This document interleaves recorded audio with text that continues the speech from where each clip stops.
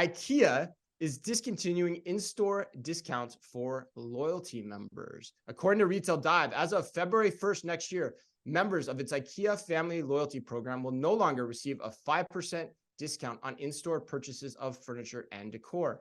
However, those who sign up for IKEA family will continue to get benefits like exclusive offers, discounts on some delivery options, and a free hot drink when they visit a store.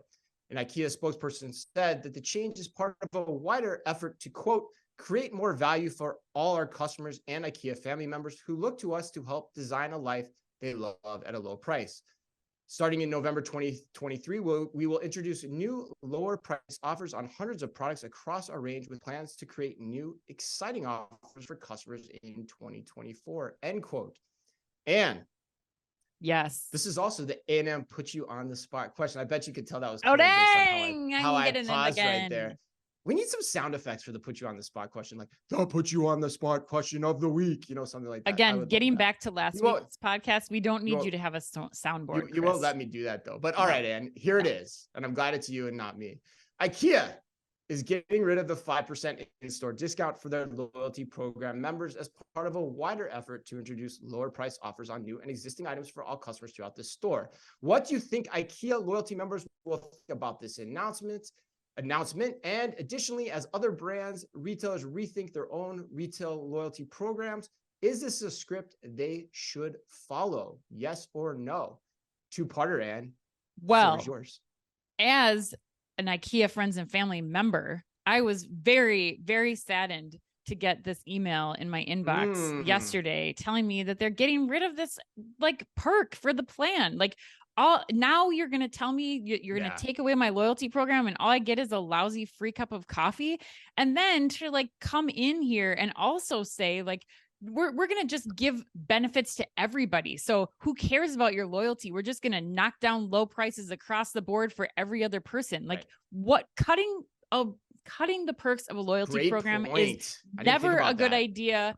Look at Delta Sky Miles doing it to us this year too. Like, come on, people. Like, to answer A&M's question, no, this is not a move that other retailers should follow. I think if you listen to any of the experts right now who are talking about how retailers can retain consumers right now, it's about investing heavily in the loyalty programs. What are people telling consumers this holiday to focus on? Investing in loyalty programs, joining loyalty programs so that you get those discounts and the retailers get that one-to-one relationship with their customers.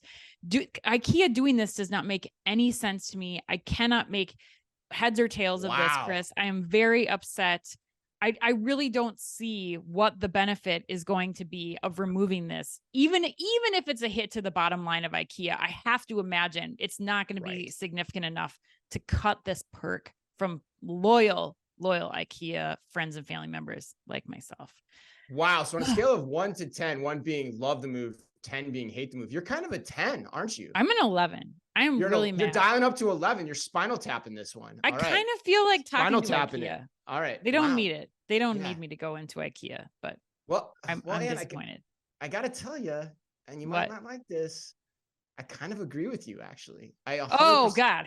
I thought you were going to say you disagree with me. It was like, I did some misdirection there. No, I agree with you. I think I'm going to throw a Faldenraven chair right in your face if you keep up with that. Because I think you're right. You've got to be insane to pull back on your loyalty perks at this point, which tells me, and you brought this up too, it had to have been costing them a ton.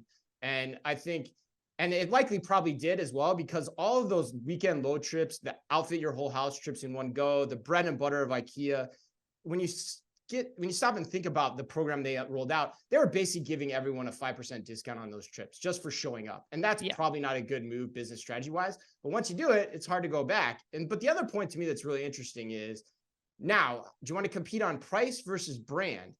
IKEA is a great omnichannel retailer, one of the best. So why not lean into your omnichannel capabilities, your brand, versus solely on price? Price is not a place you want to be, especially in furniture when you're competing with Walmart, Target, Wayfair, Amazon, all of whom, man, this is important too, all of whom compete on price, but they also provide a wider aesthetic variety too, which is something that IKEA has to think about. That's such a good point. In this battle. Yeah.